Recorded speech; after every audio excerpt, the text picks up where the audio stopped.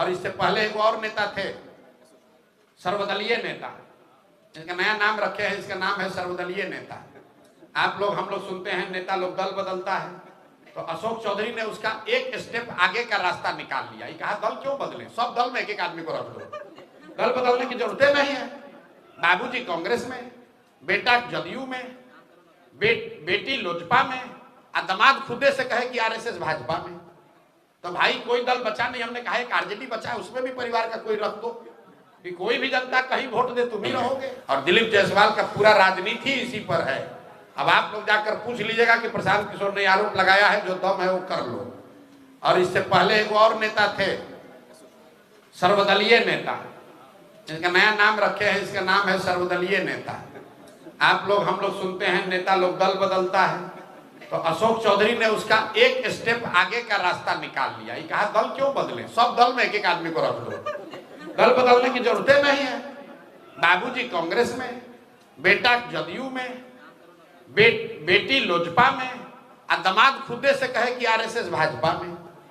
तो भाई कोई दल बचा नहीं, हमने कहा एक आरजेडी बचा है, उसमें भी परिवार का कोई रख दो कि कोई भी जनता कहीं वोट दे तुम ही रहोगे। तो ये तीन गो जो नेता है, ये दिलीप जायसवाल भाजपा का यहाँ अध्यक्ष, ये बताएं कि मेडिकल कॉलेज जिसके ये मालिक मुखिया बने हैं, किस आधार पर वहां पहुंचे, करतार सिंह जी के साथ क्या हुआ, और उस मेडिकल कॉलेज में पिछले 25-30 सालों में कितने बिहार के नेताओं के परिवार से जुड़े हुए लोगों को मेडिकल की डिग्री दी गई। दूसरा, ये सर्वदलीय नेता अशोक चौधरी, ऑलरेडी मैंने कहा है कि इस आदमी पूरा बिहार जानता है कि इन्होंने टिकट खरीदा है और ये मानहानि का मुकदमा किए हैं, तो यहाँ से लेकर सुप्रीम कोर्ट तक लड़ाएंगे, आजकल भागे भागे फिर रहे हैं। और तीसरा एक है मंगल पांडे, जिनके कालखंड में पूरे बिहार में स्वास्थ्य व्यवस्था में खाली अमंगल ही हो रहा है। कोविड के बोला कि हमारा मंगल काल चल रहा है, तो बोल मंगल काल उसका खुद का चल रहा है, पूरे बिहार के लोगों का अमंगल काल चल रहा है। कोविड के जमाने में क्यों बोल रहे हैं समझ लीजिए, तीनों को क्यों चिन्हित किया है। ये दिलीप जायसवाल अभी राजस्व मंत्री थे, ये जो जितना लैंड का डिजिटाइजेशन हुआ है, सीओ बीडीओ के ऑफिस में जो भ्रष्टाचार फैला है, ये पैसा कौन ले रहा है भाई। सब आदमी कह रहा है बिहार में बहुत भ्रष्टाचार है, तो पैसा जा कहाँ रहा है। ये पैसा जा रहा है नीतीश कुमार के उगाही मंत्रियों के पास। ये 3, 4, 5 जो मंत्री है, यही सब लूट रहा है अफसरों के जरिए, व्यवस्था के जरिए। और प्रशांत किशोर जनसुराज इन लोगों से डरने वाले नहीं है।